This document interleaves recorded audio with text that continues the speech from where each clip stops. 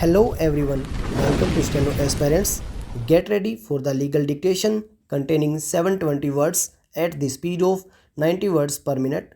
3, 2, 1, start. The learned Solicitor General submitted that if the decision in Rajendra Singh Rana's case, which inter alia dealt with the question relating to the Speaker's powers to decide a question in respect of paragraph 4 of the 10th schedule, independent of any application under paragraph 6 thereof, is to be made applicable in the facts of this case, the same would be contrary to the decision of this court in Raja Soap Factory versus S.P. Sharma. The learned Solicitor General also made special reference to the decision of this court in Mayawati versus Markandeya Chand and others, wherein it was inter alia held that if the order of the Speaker disqualifying a member was to be set aside, the matter had to go back to the Speaker for a fresh decision, since it was not the function of this court to substitute itself in place of the Speaker and decide the question which had arisen in the case.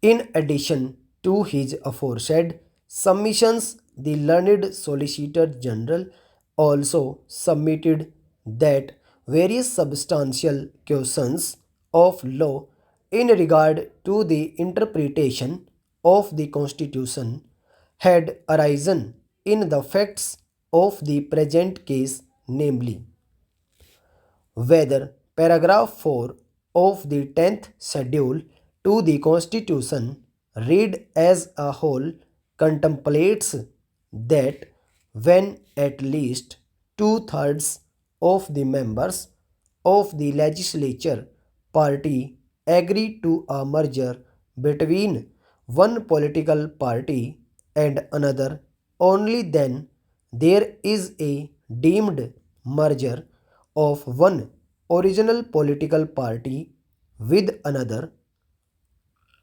whether in view of the difference in language between paragraphs 3 and 4 of the 10th schedule, a deemed merger is the only thing to be looked at as opposed to a split, which must be in an original political party cumulatively with a group consisting of not less than one-third of the members of the legislature party, whether post-merger those who do not accept the merger are subject to the anti-defection law prescribed in the 10th schedule, whether there is a conflict between the five judge benches in Rajendra Singh Rana versus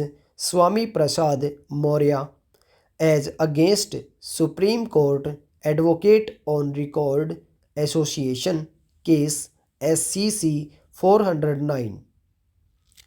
What is the status of an unattached member in either House of Parliament or in the state legislature? Whether in view of the Article 212, Speaker is subject to the jurisdiction of court as such.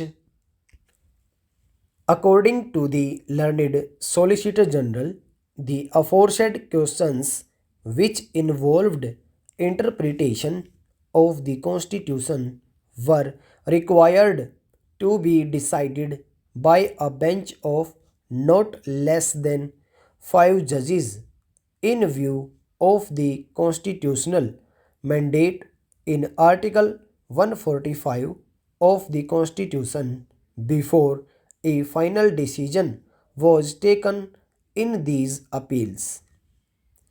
Appearing for Sri Kuldeep Bishnoi, the respondent number 1 in the appeals preferred by the Speaker, Haryana Vidhan Sabha, and the 5 MLAs against whom disqualification proceedings were pending, Mr. N. Gupta, learned senior advocate, at the very threshold of his arguments, submitted that this was a case which clearly demonstrated how the process of law was being misapplied and misused by the Speaker of the Haryana Vidhan Sabha so as to defeat the very purpose and objective of the anti defection law as contained in the 10th schedule to the Constitution. Mr. Gupta emphasized in great detail the manner in which the Speaker had deferred the hearing of the disqualification petitions filed by the respondent number 1 against the 5 MLAs on one pretext or the other, despite the fact that the applications for disqualification under paragraph 4 of the 10th schedule to the Constitution had been made as far back as on 9th December 2009. Mr. Gupta submitted that till today the said disqualification applications are pending decision before the Speaker, and since delay in the disqualification proceedings was against the very aim and object of the 10th schedule to the Constitution, the division bench of the High Court had no other option but to pass appropriate orders by invoking jurisdiction under Order 41, Rule 33 of the Code of Civil Procedure. In effect, the entire burden of Mr. Gupta's submissions was directed against the prejudice caused to the respondent number 1 on account of the inaction on the part of the Speaker in disposing of the pending disqualification. Stop. Get ready for the general matter dictation containing 720 words at the same speed. 3, 2, 1, start. I would like to congratulate the Finance Minister for the very good budget that he has presented to us. As far as I have known, this is the only budget that was presented without any additional taxes being imposed on us, particularly at a time when there is emergency and when there is a big influx of refugees coming over from Pakistan. He must be congratulated for having managed to present a budget like this without any additional taxation.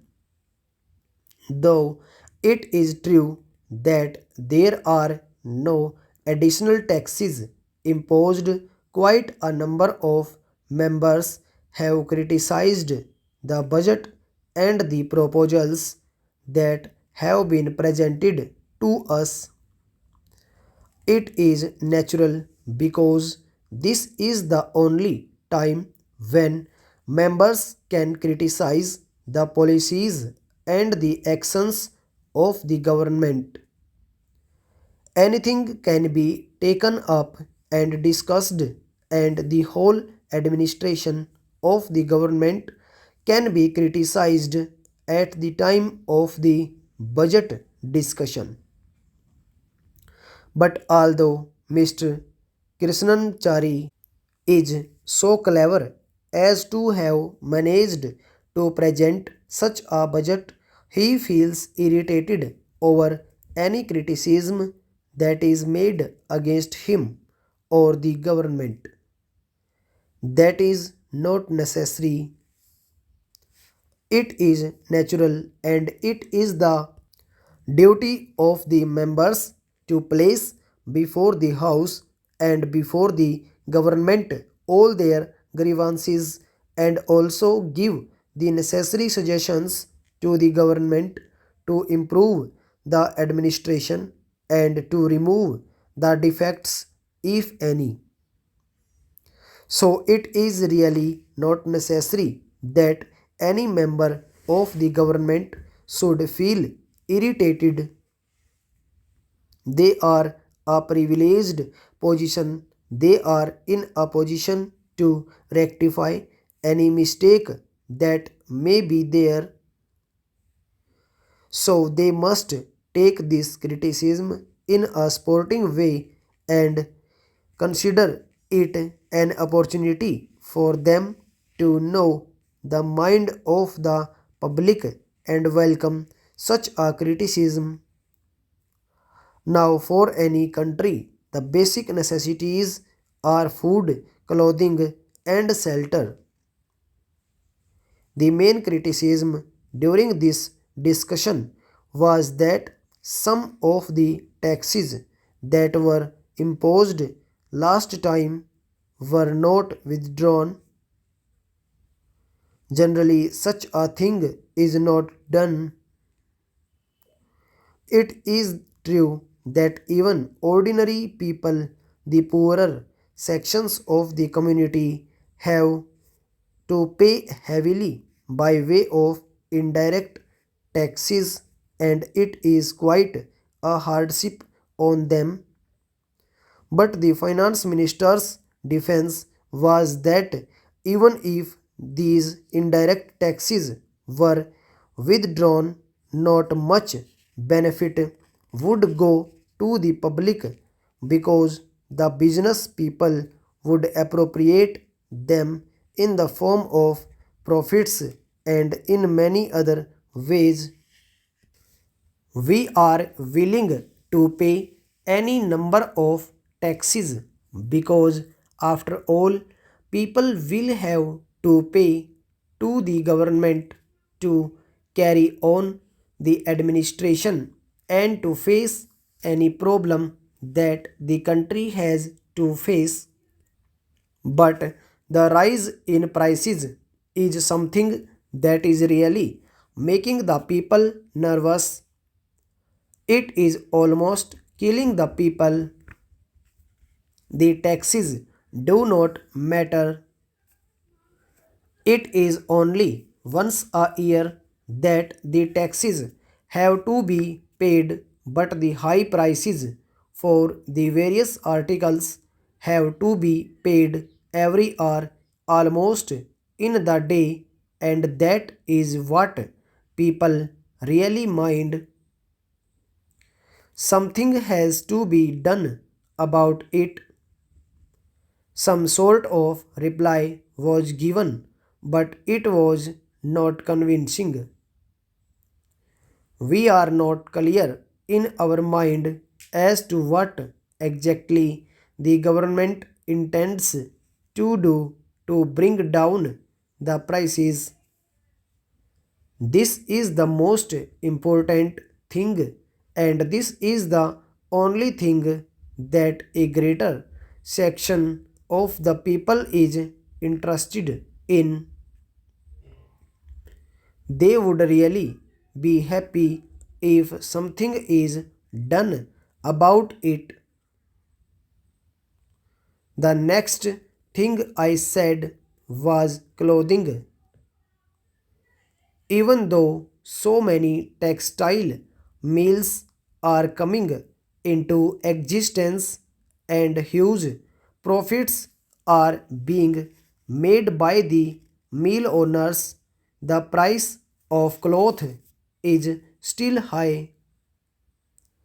More than all, this is the problem of shelter. We have seen during this cold weather how many people in Delhi died for want of shelter. They had to stay on the pavement. It is a disgraceful thing. It is a shameful thing that we have not been able to provide some sort of a minimum shelter at least for everybody in our country.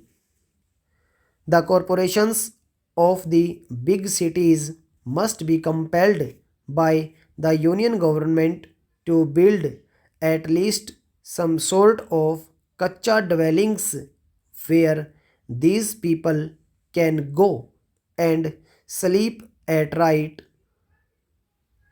Some cheap structures can be put up. We find from the papers that the government are thinking of providing loans. Stop over.